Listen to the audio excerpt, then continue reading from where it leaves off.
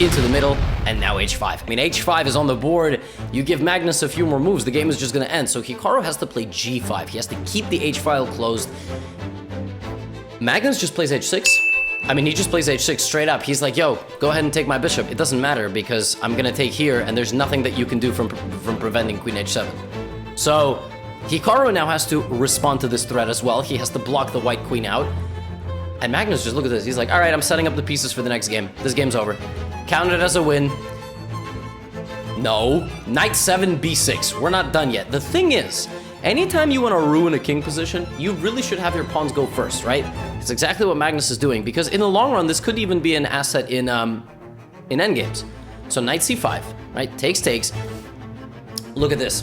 b3. Beautiful counter shot from Hikaru. I told you, if you want to ruin a structure, you gotta come forward with pawns. If AB, you have knight before hitting the queen and mate. So that's very bad. So queen takes, and rook takes c5. And just for a very brief moment, Hikaru's just a pawn up. I mean, he's just a pawn up, and his attack might very well continue. So Magnus has to seize the initiative back. He jumps back with the knight and takes the pawn on g5, while Hikaru's rook is arriving on the second rank. Hikaru goes back to queen e7. We have queen d3. Queen d3 is a nice move. It targets kind of everything important in the position. Rook f8 by Hikaru, rook f1. Now this move, rook f8, I think is where the game sort of turned. Maybe queen e7 as well. Just a couple of just slight inaccuracies against Magnus is all it takes. One move, a little bit too defensively, and now Hikaru tries to be a little more mobile with his pawns in order to defend his king.